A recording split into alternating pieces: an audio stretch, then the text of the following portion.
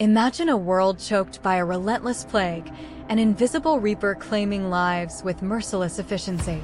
Scientists labor in shadow, their hope dwindling until a breakthrough, a cure. But it demands a sacrifice, an unimaginable price. You, and you alone, hold the key to humanity's survival, yet the cost is woven into the very fabric of your being, into the beating heart of your own lineage.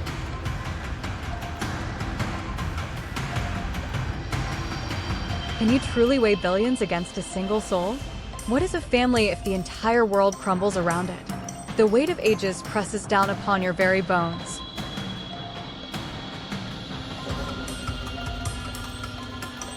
Ten, 9, 8, 7, 6, 5, 4, 3, 2, 1. This isn't merely a calculation of numbers, but a collision of utilitarian ethics with the primal instinct of familial love.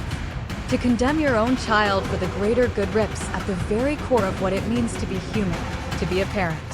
Yet, to allow humanity's demise for personal grief transforms love into a catastrophic selfishness. Every choice here stains the soul, leaving an indelible mark that questions the very nature of sacrifice and personal responsibility.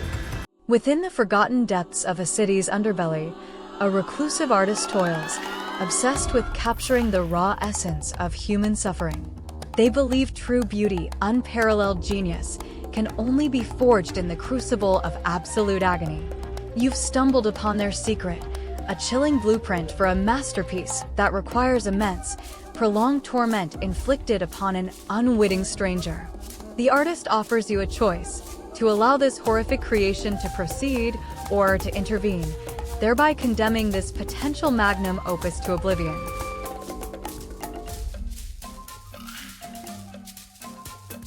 Is genius truly worth such a monstrous price? Can art justify atrocity? What does this say about the human appetite for spectacle and pain?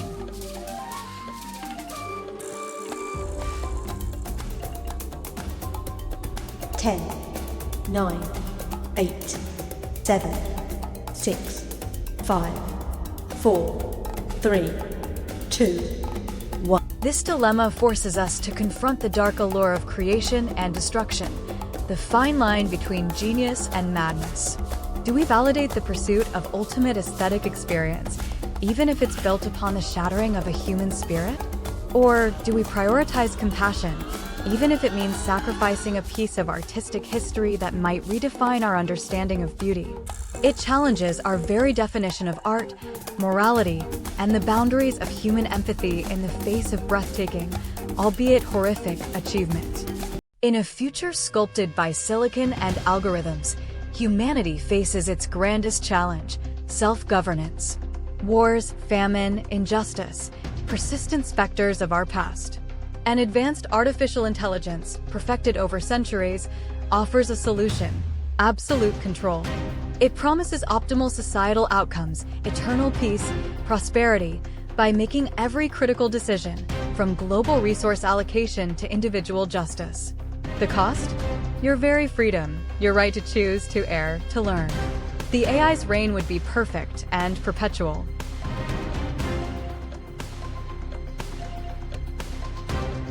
Do you surrender your will for perfect order? Is a flawless cage still a cage?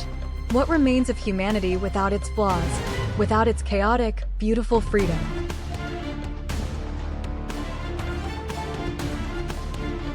Ten, 9, 8, 7, 6, 5, 4, 3, 2, 1. This scenario probes the core of human agency against the promise of technological utopia. It's a clash between the inherent messiness of freedom and the sterile efficiency of absolute control.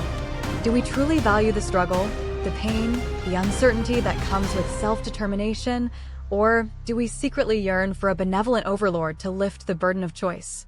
This dilemma reveals our deep-seated anxieties about power, surrender, and what truly defines our humanity in an increasingly automated world.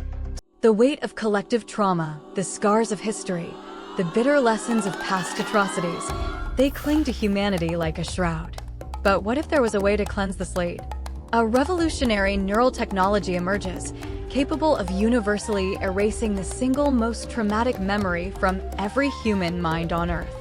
Not just personal grief, but genocides, plagues, wars, all the agonizing shadows. The catch?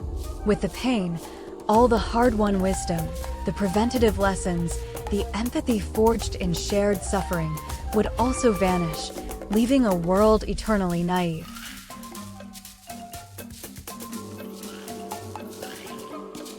Is blissful ignorance a moral choice? What is a future built on forgetting? Can true growth exist without the echoes of past pain?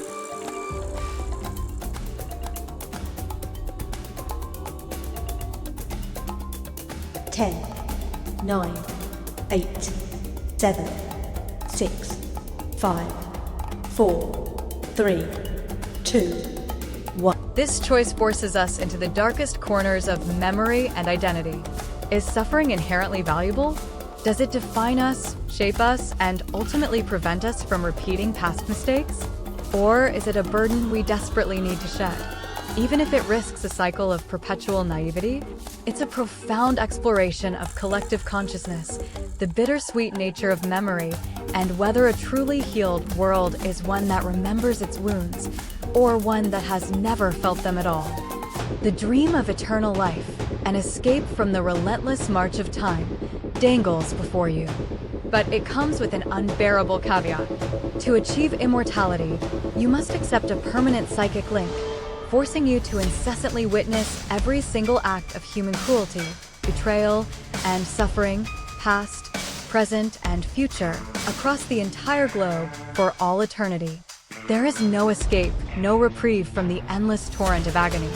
The alternative is the quiet oblivion of a natural death, never knowing humanity's ultimate fate, never experiencing the endless, agonizing vigil.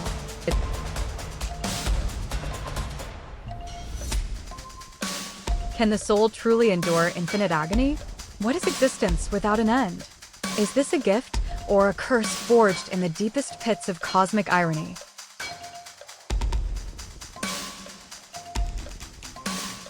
Ten, 9, 8, 7, 6, 5, 4, 3, 2, 1. This dilemma pushes the boundaries of existential dread and the capacity of the human psyche. It's a raw confrontation with the true cost of transcending mortality. Is life, even an infinite one, worth living if it's an unending symphony of suffering? It questions the very definition of a good life and whether perpetual awareness, devoid of personal peace, is a fate worse than non-existence. It asks if our finite nature isn't, in fact, our greatest mercy, protecting us from the unbearable weight of an entire world's unending pain.